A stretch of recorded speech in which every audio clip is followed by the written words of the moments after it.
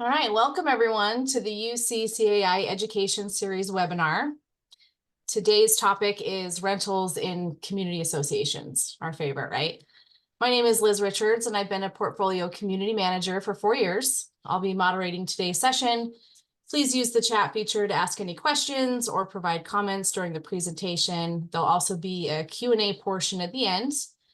But first, let me go ahead and introduce our speakers. We have Bert Willey.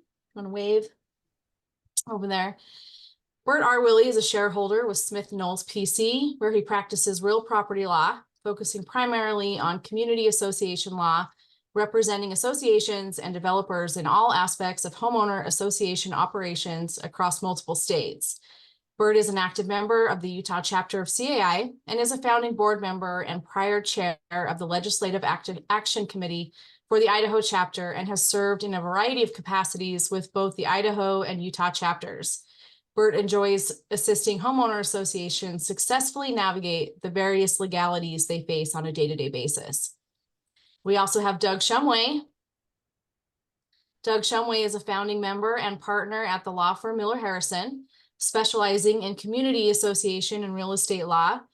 Aside from long walks on the beach, Doug enjoys the finer things in life, such as attending angry HOA annual meetings, amending dog DNA rules, and litigating high-stakes disputes about the height of your neighbor's fence. He lives in Davis County with his wife and children, and no, he doesn't live in an HOA. We're excited to have them both. I'll now turn the time over to Bert and Doug. All right. Thank you, Liz, for the introduction. It's good to be with everybody. It's been a little while since I actually did a presentation. I guess they tracked me down. It had been enough months. So they pulled Doug and I back in here. So glad to be with you. It's always a little bit really convenient on Zoom, which is nice. You can pop in on lunch. It's always a little bit weird, just talking to our computers as we go through this. So let me share my screen. Okay, should be able to see that. And I know you can see the little tiles on the side, but I'm going to leave that. If I get rid of that, sometimes it pops around to different screens and ends up being more work than it's worth.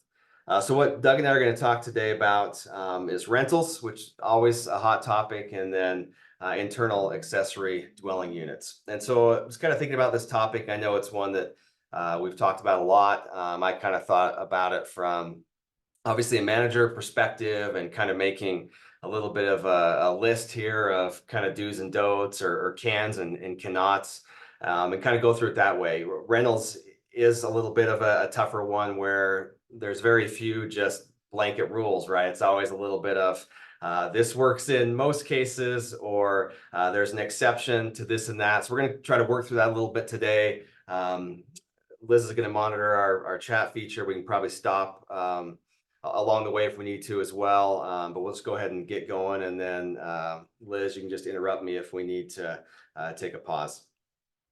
So this is just one thing that applies regardless of rentals. I just think it applies in the rental issues maybe a little bit more than others. So when you're thinking about HOA law or any law in general, you kind of think of some general sources of where it comes from.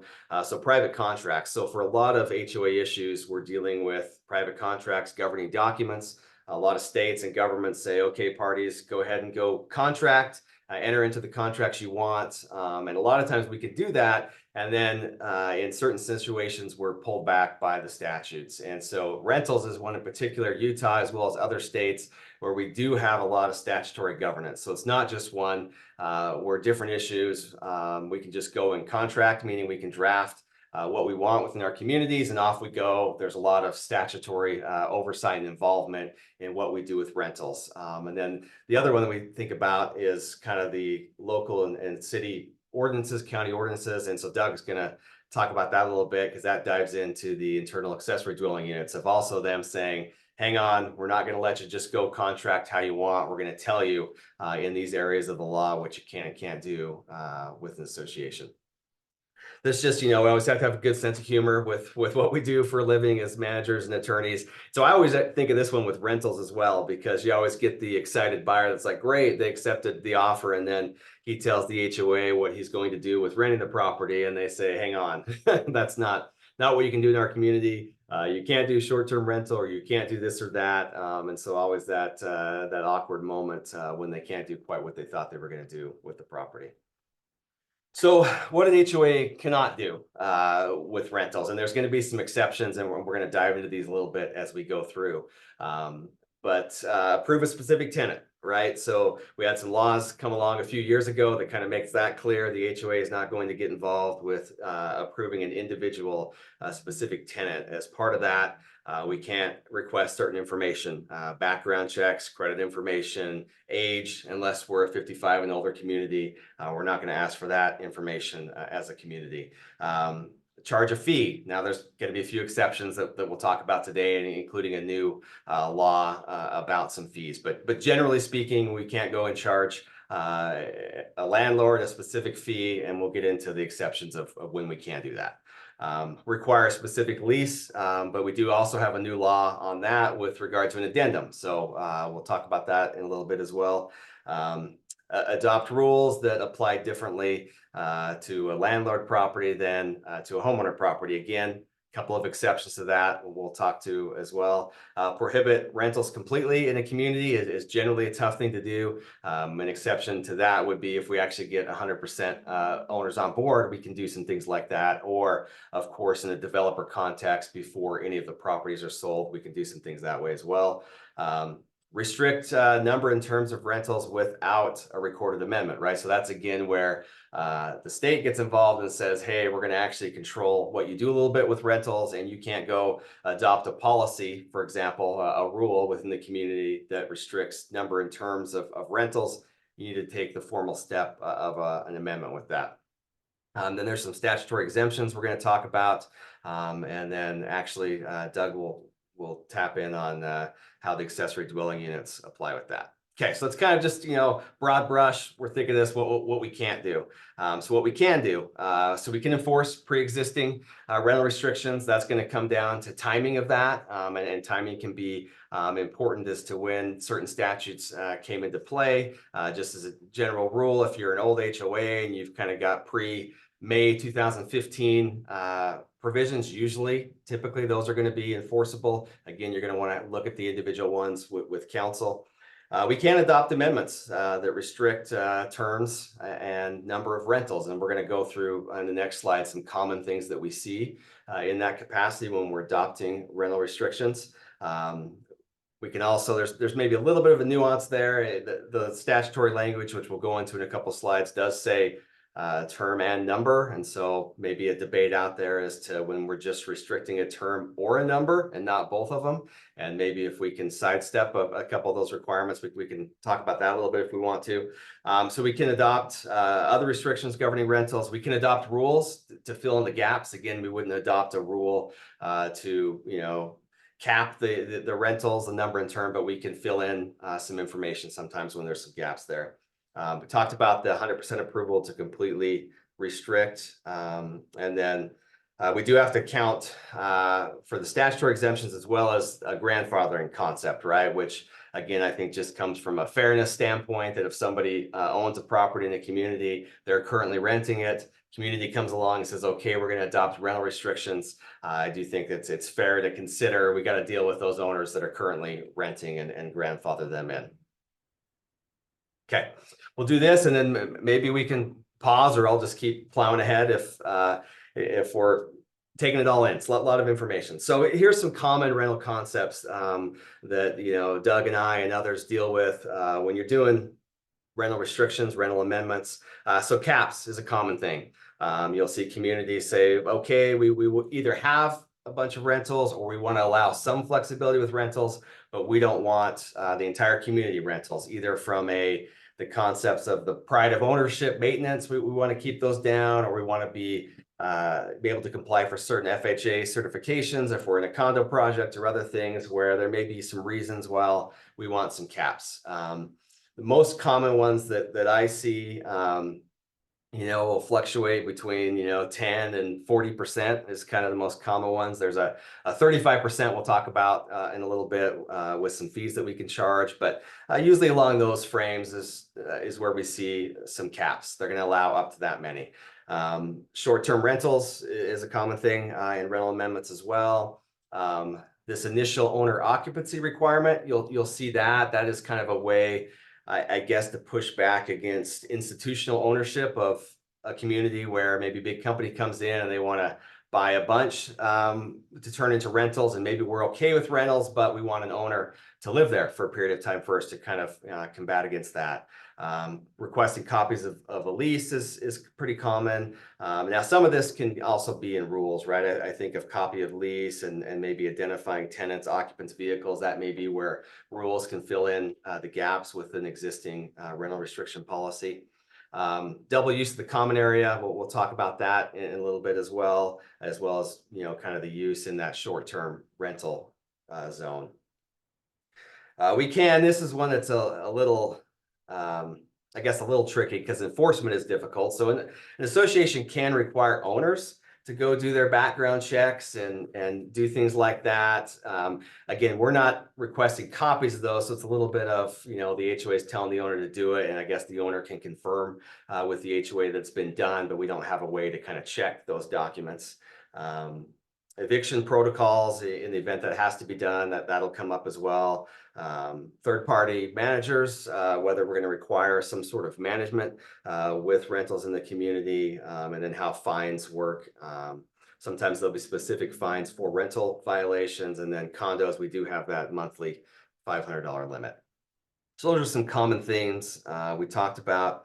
I don't see anybody stopping me, so let's talk about a couple of the statutes that we have in place.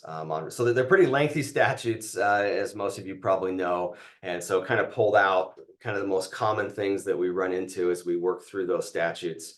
Again, I mentioned previously this concept of number and term. So I have seen the position and argument made of if we're going to change the number or the term and not both, perhaps we can avoid some of these sections.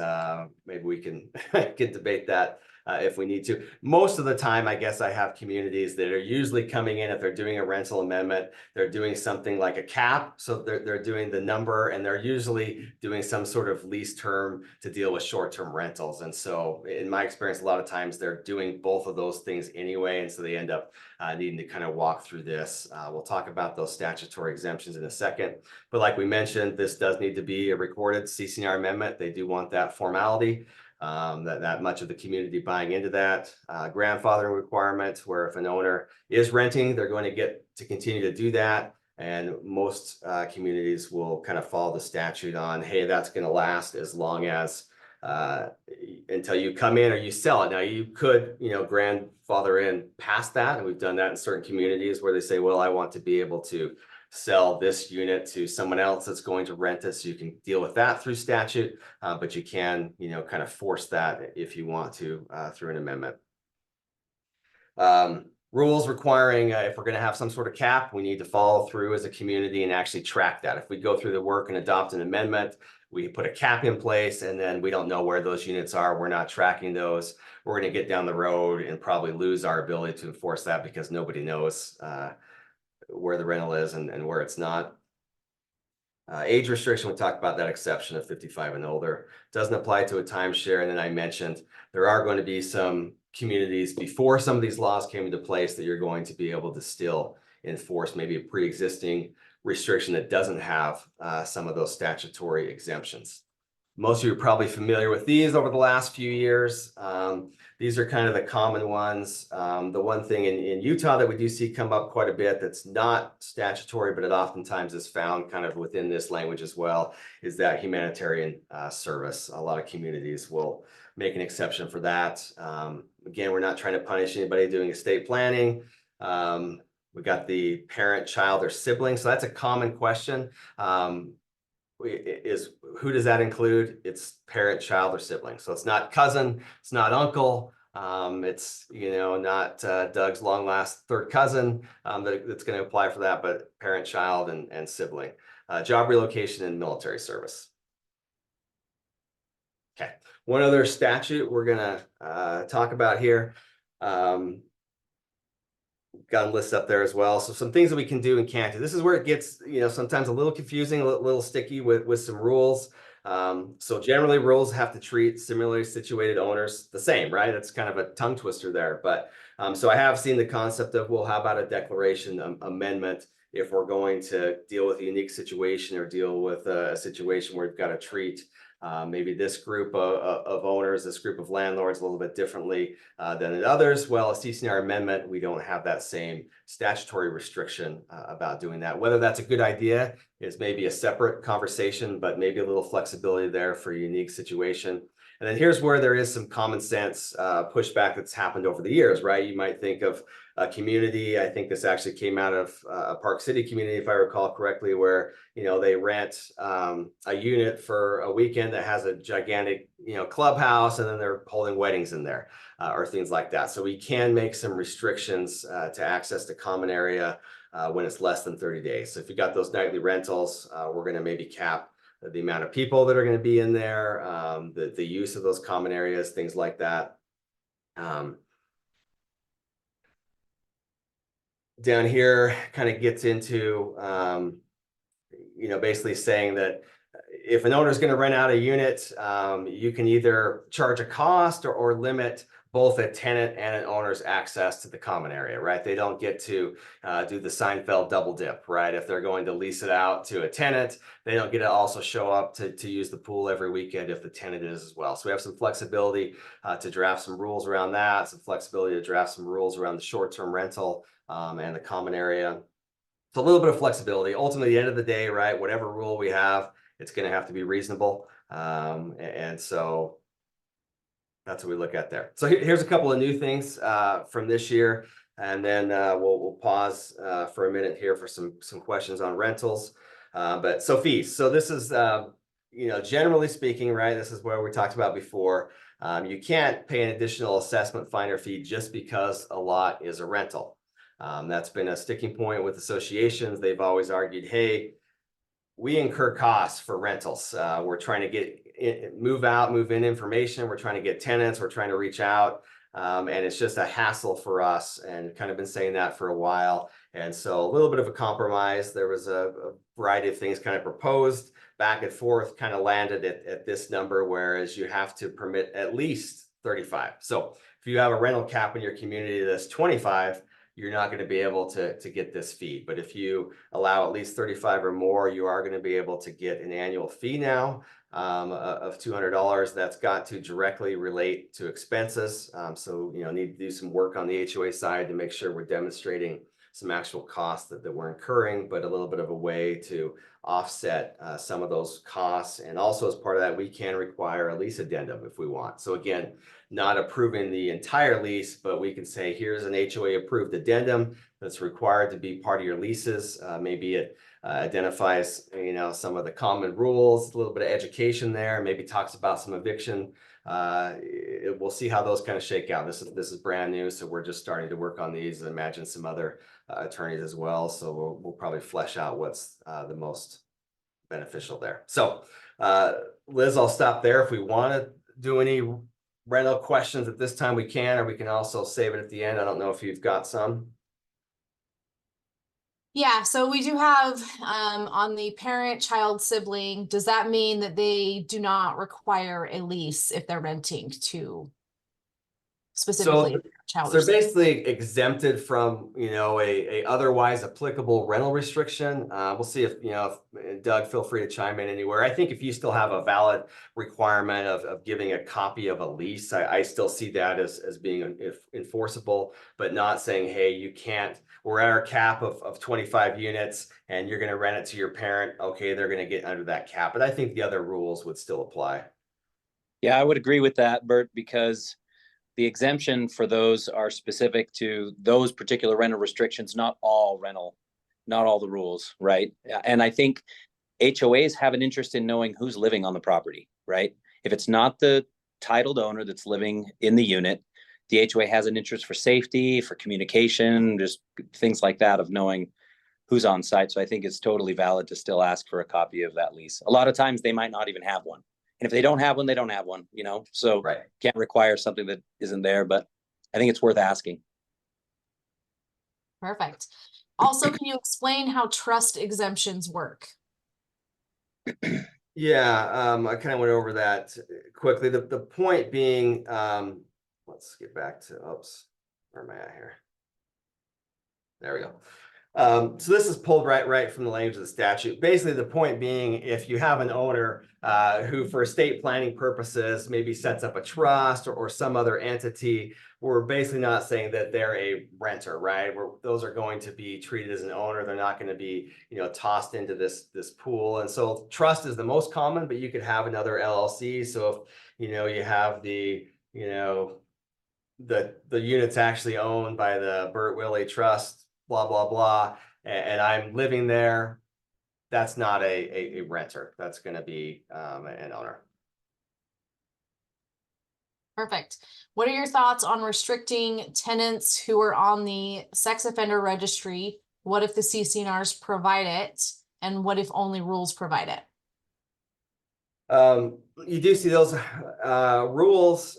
Again, anytime it comes to rentals, and Doug, you chime in if you don't. There's probably some room in the rules for that. Anytime it's rentals, I like to see it in the amendment more than other provisions, just because it is so governed. So I guess maybe a best practice, I like to see that in the rentals. There is no fair housing protection for felons and other things. You hear some equitable arguments around that, but so far they're not subject to some sort of protection. So I think you can have rules and restrictions. We've seen some recent laws supporting boards to take actions with board members under those circumstances. Awesome. One more. If an owner is buying a property for a child, would the 1-year occupancy rule still apply?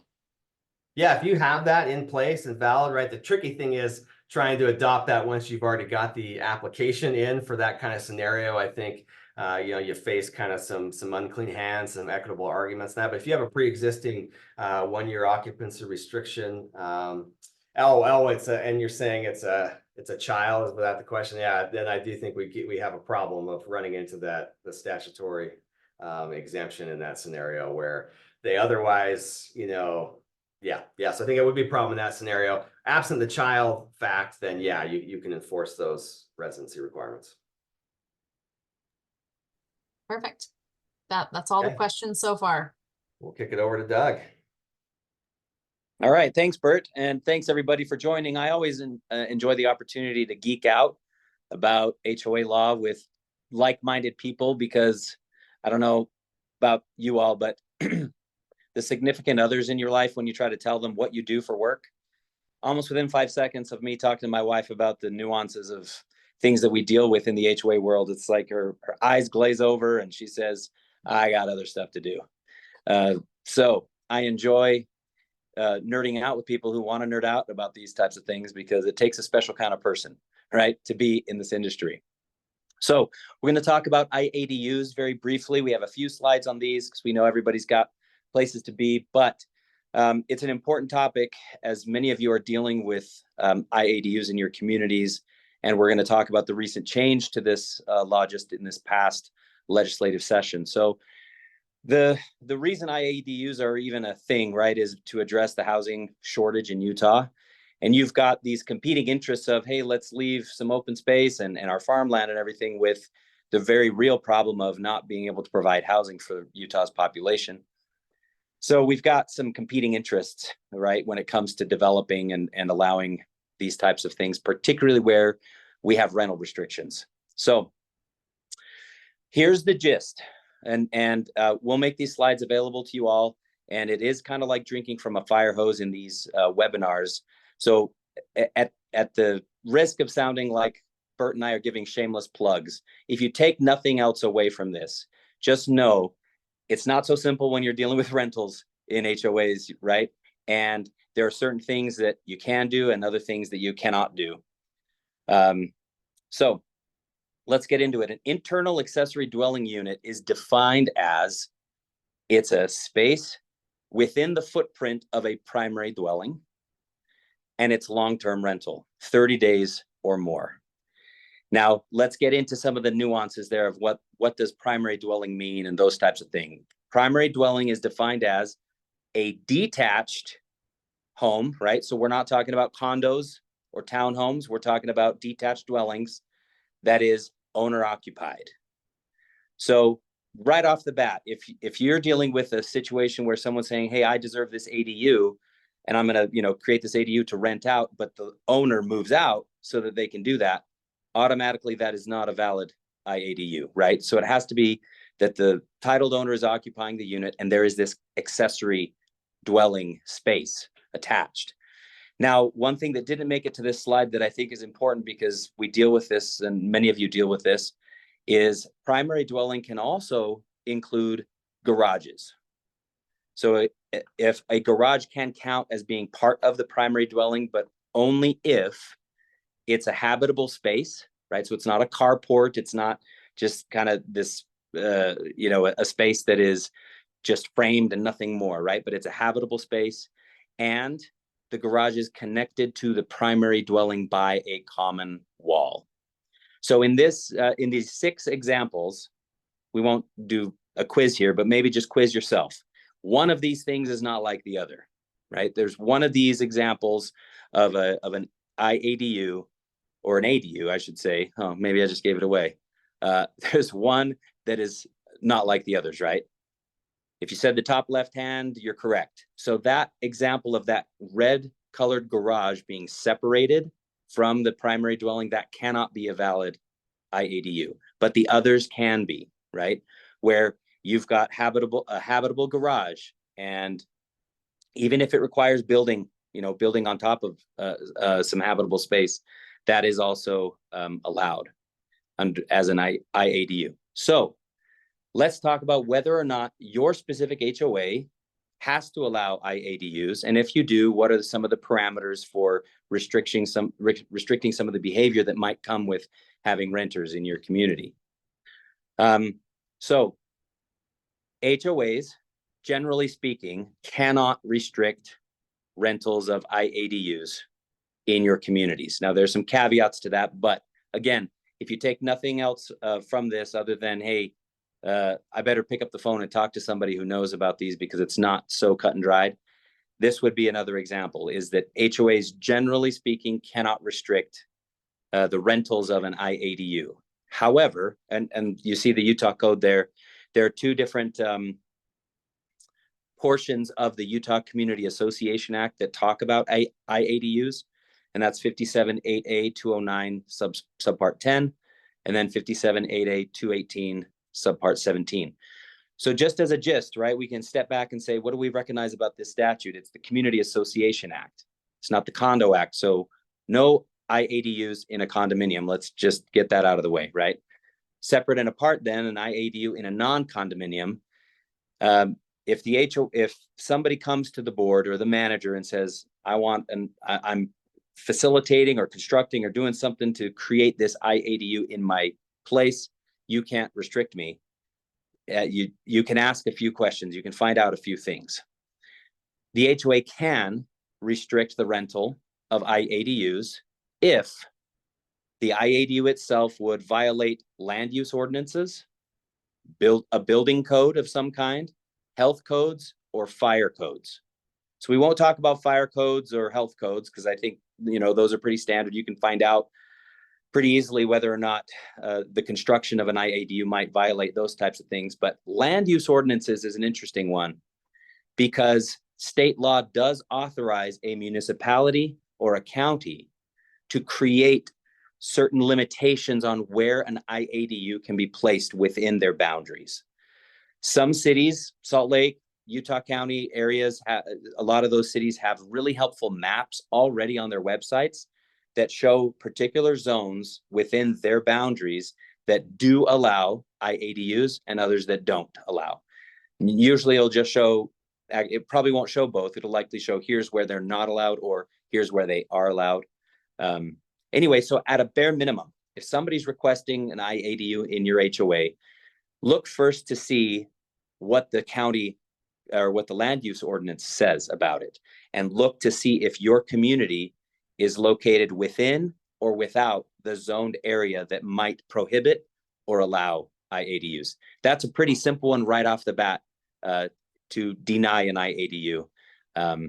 It's also just, you know, if that house, if your community is located within an area that does allow it, then let's go through some other steps, right? So that's just talking about a rental of IADUs, right? The same list, the same exceptions apply to this next one where HOAs cannot prohibit the construction of an IADU. Again, it has to be a legitimate IADU. It has to be part of within the primary footprint of the home, long-term rental of more than 30 days. It has to be detached in a, you know, detached home. The owner has to occupy it. If it's a garage, right, it has to be habitable. It has to be attached by a common wall. So you kind of look through all these things, you know, down the checklist to see if this is something that needs to be allowed and if you have to allow the construction.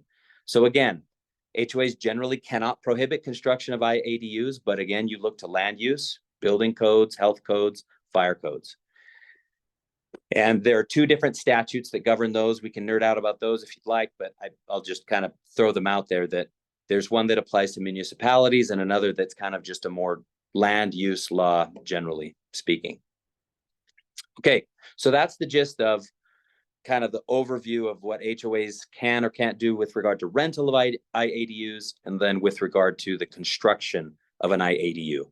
Now, I'm sure some of you have received requests from homeowners saying, hey, well, we've got this downstairs basement and we want to turn it into an IADU. We're not building out onto it. You know, we're not doing anything like that, but we do need to dig a basement access. We need to dig so that we can build some stairs, right? So then the question arises, is that construction, is that stairway part of the primary dwelling? Or, I mean, presumably they're going to dig where their yard is, or, you know, outside of their primary dwelling, outside the footprint. So then the question becomes, is that allowed?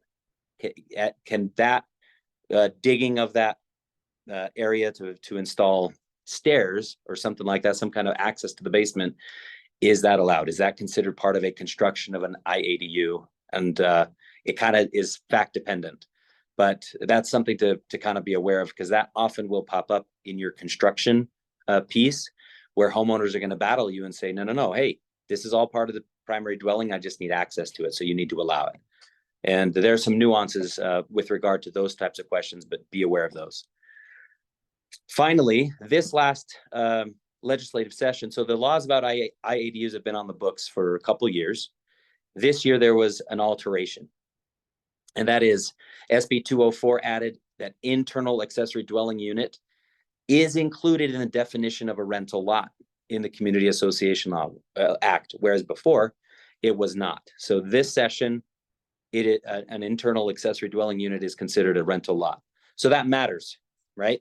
It matters for a number of reasons. The benefits to your owners to have an IADU be part of, defined as part of a rental lot, it means that those owners can't be treated differently just because they are renting out an IADU. And Bert covered this, right? That generally speaking, you can't just charge a fee to a landlord owner just because they're renting out their space. That now applies to IADUs. You cannot just willy-nilly, charge an owner an extra fee just because they have an IADU. So you don't charge extra fees. And then the same thing, the HOA cannot require approval of that renter. Bert was talking about, there are certain things you can request, copy of the lease, things like that, but the HOA cannot get involved in even appearing to be selecting who gets to come in and who doesn't, right? You don't get to ask for a copy of the application. You don't get to ask for a copy of the background check, things like that. So an IADU owner now gets the benefit of those protections because an IADU is considered a rental lot now. Now, there are benefits to the HOA too, right? Lest we think that the owners are getting off with all the benefits. The HOA now can limit common area use of the lot owner because now you have a renter, right? Even if it's within the primary dwelling and everything, it's a legitimate IADU, you can limit the common area use. So just as we used to be able to do before, if a landlord owner maintains the same rights to use the common areas as does their tenant, you can charge a fee because now presumably 2 times the amount of people are utilizing the common area for one unit. Same thing applies to an IADU. You can limit the common area usage of the lot owner. You can charge fees for common area use of the lot owner. Again, if both groups, the IADU tenant and the landlord, if both are using the common area, you can charge a fee for that. It just needs to be reasonable, as always, right? And then you can hold the tenant and the owner jointly and severally liable for any of the violations. That's a pretty fantastic enforcement tool you have, because as you know, normally you just go through the owner to levy violations that the tenant might be causing. But this, with an internal accessory dwelling unit, you can hold both the tenant and the landlord owner jointly and severally liable for those violations, which is great. And then, of course, this the new law that allows an HOA to charge up to $200 per year per rental unit, as long as it's got 35% or more ability to rent, right? If there's no rental cap below 35%. So that now applies to IADUs. The HOA can charge up to $200 annually for the expenses of keeping track and doing all the things that it does that you normally do with rentals. So that's it in as a gist. I think that's the last slide before we do Q&As, but I'm sure there may be some questions. Liz, do we want to pull some of those up? Yeah, so we have, can you charge the full assessment to an IADU? I'm not sure if that's the HOA monthly assessment, or I see what you're saying. $200. I think is the question, let's say there's an IADU in a unit, can you charge an additional assessment as though these were two lots, right? And I don't think you can, if that is the question, because the IADU is not considered another lot. It doesn't have its own parcel number. It probably would never meet the definition of a separate assessable lot or unit within your governing documents. But there are certain things you can do with regard to parking, right? There are certain things an HOA can kind of monitor and manage and restrict to address parking problems if you've got, more cars coming because of the rental of an IADU. So a follow-up to that was, so the only fee we can charge is that $200 admin setup, or the rental admin fee. As far as from what the HOA can charge for the administration of the IADU, yes. But again, you can charge additional fees for common area usage by the lot owner, because presumably, right before, when you've got an absentee landlord that's, he or she lives somewhere else and they're renting out their whole space to a tenant, the presumption is, well, maybe the landlord owner isn't still using the pool or the amenities or whatever, it's just the tenant. But if the two of them maintain the ability to use the common area, you could charge them a fee. That's just generally speaking of like an absentee landlord owner. But now with an IADU, you have the requirement where the titled owner is living there. They're living in the unit along with their tenant. Therefore, by very definition, they are using the common area more, perhaps twice as much. So you can charge fees for common area usage of the lot owner that has an IADU. The amounts and how you do that is probably going to be very specific to your governing documents and create them by rule. And obviously, with everything that we talk about, it has to be reasonable. So you may want to kind of, and I'm not sure how you do that analysis about how much is it, a dollar, what dollar figure can you put on the extra usage of all those common areas. But I'm sure it wouldn't take too long to kind of crunch those numbers and figure out how much you could charge.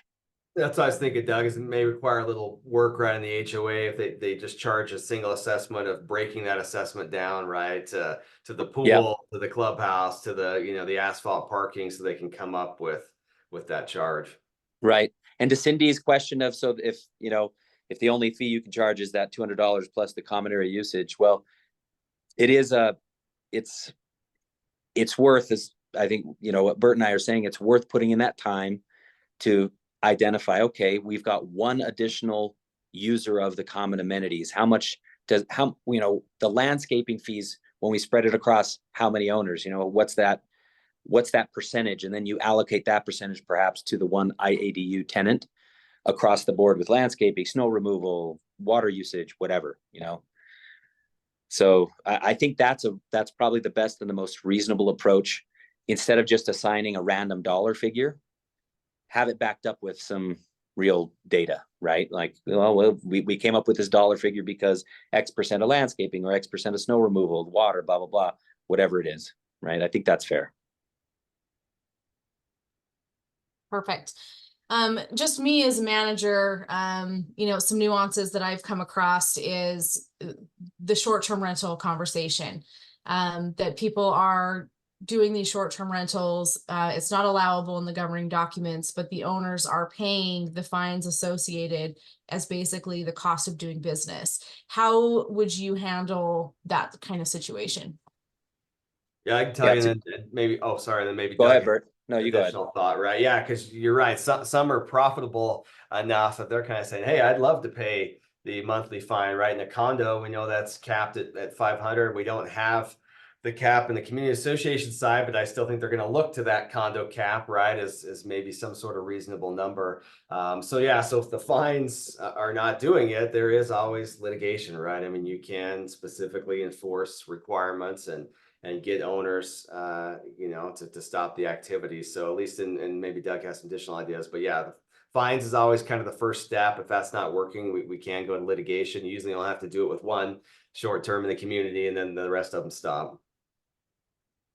Yeah, I agree with that. I think, again, nerding out about these specifics that we enjoy so much is most of your CCNRs are going to have a provision in there that says something like, the association may enforce the terms herein at law or in equity. And that if you see that, that usually means, look, you can either sue them for breach of the CCNRs, or you can sue to ask a judge to enter like a restraining order, an injunction to get them to stop doing the behavior. Because you're absolutely right. You see that if a person who feigns to have an IADU, right? They're like, oh, no, this is an IADU. I'm going to use it as such. But then they're doing Airbnbs out of it, right?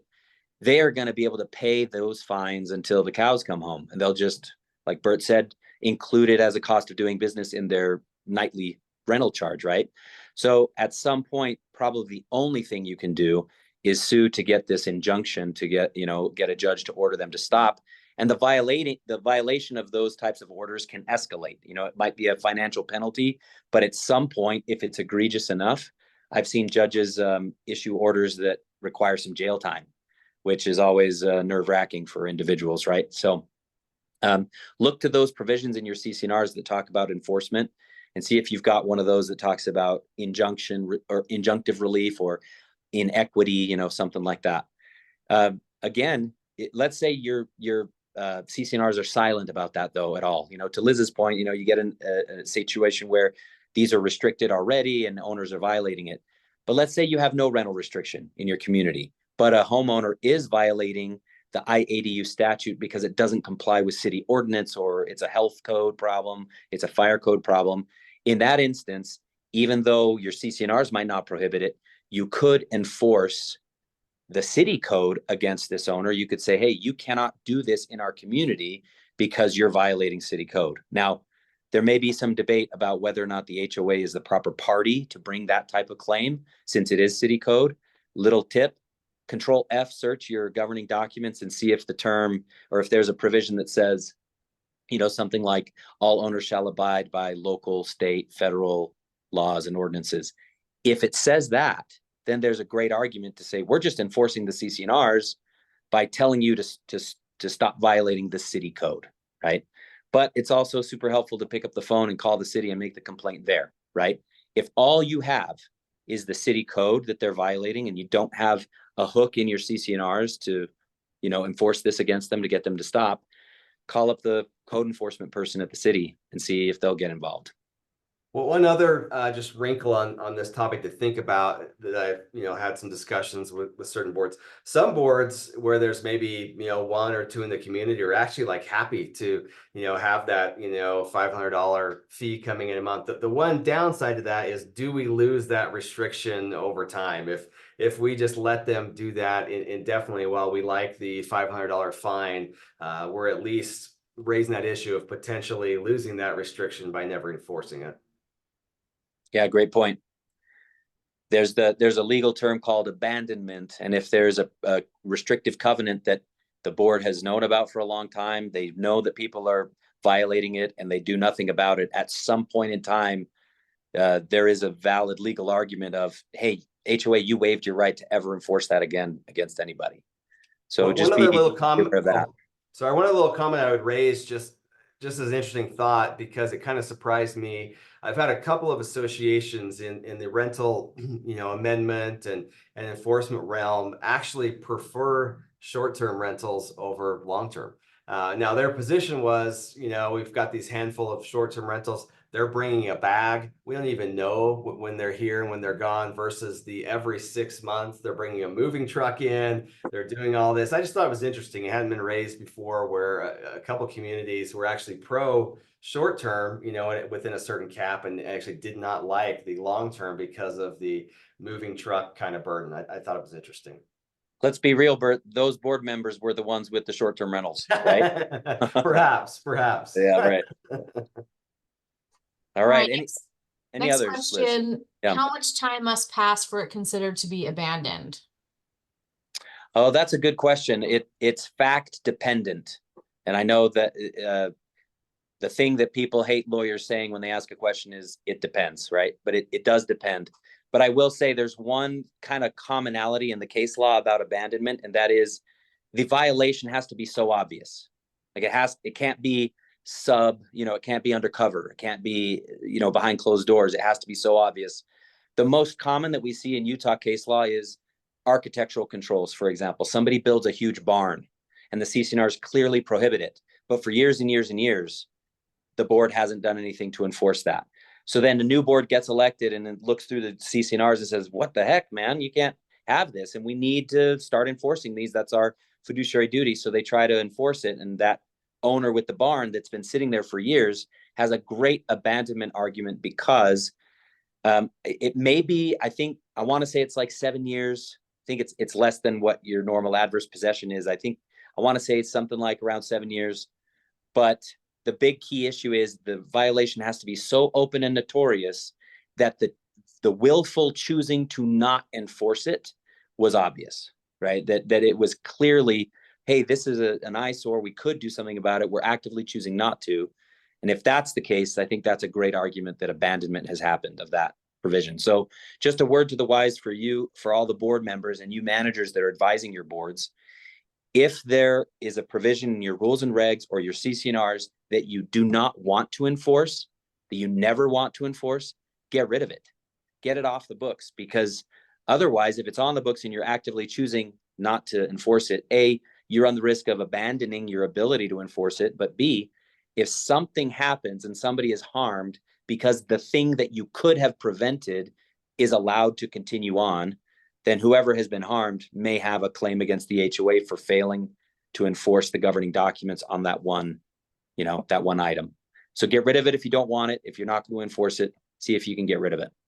And often a follow-up question to that we see as well, that also is relevant in the case law, but as Doug, pointed out, it does depend. Is the non-waiver, non-abandonment language in CCNRs, if you have that, courts seem to find that relevant. Yes, those help, but it's not just a silver bullet, depending on all the other facts.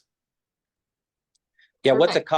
what's some common language, Bert, that you'd see in that anti-waiver so that people can do the Control F and search through their docs? Yeah, I mean, I probably literally look for waiver and abandonment, those words, but yeah, usually, have some sort of, failure to enforce is not going to result in a waiver of the covenants and something along those lines. So those are good to have, and courts will look at those. But again, if it's obvious and you don't do it for 10 years and you're going to just rely on that provision, that's probably a shaky footing. Yeah, good Great. point. Any suggestions on how to handle 10 people in one house? Oh, wow. Hot dog. Yeah. So you can look to city code to see what the occupancy limit is, if there is one. Look to your governing documents to see if there's an occupancy limit. And state law actually does allow the HOA within reason to do certain things to limit the occupancy of a community. It might require amending your governing documents, or you might be able to do it via rule alone. It kind of depends. Again, we're using that word depends, but I would say there are resources and there is recourse for you to deal with that if there are 10 people in a place. Obviously, if it's I think most cities and most counties have a requirement of no more than 2 people per room. So you look to see, how many rooms are in that home, how many bathrooms, those type of things. So again, it does depend, but I'd look to the definition of single family occupancy in the city, see if your CCNRs define it as well. And if they don't, let's talk. Let's see if there's something that we can do to help your community deal with that. I'd agree with Doug that the dance that you're trying to do is in the back of your mind, you have fair housing and familial status in mind as you're trying to navigate all those ordinances. But I agree with Doug. I don't think you're helpless in those scenarios, but it's going to be a careful dance. Awesome. What if the HOA management company is doing the administrative work? Will that $200 go to them rather than the HOA community? I think it depends how you structure that. I've seen that conversation, right? It's going to probably depend on the agreement between the association and the manager. And perhaps I've seen the argument that, a manager will reduce maybe the overall cost or not raise the rates going in and saying, okay, but we're going to set it up in a way that the manager is going to recover that fee. So I think you could do it in a number of different ways. Yeah, the statute doesn't state who gets it. It just says that the HOA may charge it. So the HOA needs to authorize that charge. So like Bert said, I agree that it's going to be kind of a individual agreement between the manager and the HOA.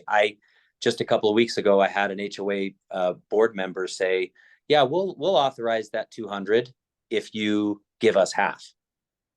So even if, we all know you managers, it's not hard to spend $200 a year monitoring, doing all the things you do to monitor rental units, of getting copies of the leases and keeping up on who's where and all that stuff.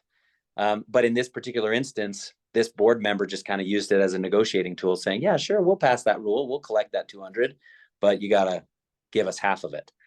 And that was for nothing, right? The HOA is not doing any of that work, but they saw that as an opportunity to get some money for their operations, hopefully, right? Rather than the Christmas party. Well, whatever. I guess they can do whatever they want with it because you've negotiated it away. I think the caveat to that, in addition to, is that the statute requires an accounting for that $200. And so making sure that you can account for where those costs are actually being incurred also. Yeah, great. Liz, if I may ask you, what do you guys do? Because the statute doesn't define what an accounting is. What does that mean to you as a manager of what an accounting looks like? So for me as a manager, kind of like you said, that $200, in one shot, you can use that up within a year, just renewing the lease, updating the tenants, the condo questionnaires, things like that. That $200 doesn't go very far. And so I know that what we've done is we have just made it a part of our contract. It'll be an annual thing. We guarantee that we send, several email blasts trying to get the leases to account for the cost of that $200. So when do you send an invoice, for example, to the HOA and then the HOA passes it on to the owner? Or I know you're probably communicating directly with the owner, but is that just an invoice? Yeah. So it has the line item. Yeah, it just depends on, we charge it once a year. And then it just depends on if they meet that 35% rental cap thresholds or not. Whether and it's in that invoice, are you saying things like, this is what we've done, or this is what we do to earn this 200, or is it literally an invoice that says $200 for fees or for services rendered? You know what I mean? Like, how specific do you guys get? It's pretty blanket. I think doing an itemized invoice would just create more time. It's just, this is what our fee is to track your rentals. Yeah. This is what's included in that will cover that $200. It's the 2 e-blasts, it's the updating the leases, it's making sure that the condo certs or the PUD questionnaires have updated information as far as the rental units in the community. And that's kind of, it's just a blanket for all of them. So right on. Well, Awesome. our last 60 seconds here, Liz, the board and the chapter just asked Doug and I just to remind everyone, I know we've had, previous trainings on the Corporate Transparency Act, just that those deadlines are coming up. I know everyone's hoping it goes away, and there's some, different court cases and lobbyist efforts. I'm kind of pessimistic that it goes away before the end of the year. But anyway, it's just a reminder, if you've got those, pre-existing HOAs, January 1, 2025 is those beneficial owner reports. So keep that on your radar. And any of you that are managing new communities that are being created, anytime you create a new nonprofit corporation, you don't have until the end of the year to register. You've got 30 days from the date of getting that nonprofit registered. I think you have 90 the first time, Doug, if I'm. Oh, that's right. correct, 90 and and then then 30 30. days to You're update. right. Okay. The sky's not falling then for any brand new ones. Okay. Right on. Awesome. Well, thank you all for attending today's education session. You can find future educational event details by visiting uccai.com. Thank you to our wonderful speakers and all of our sponsors. And thank you again, and have a great day. Thanks, everybody.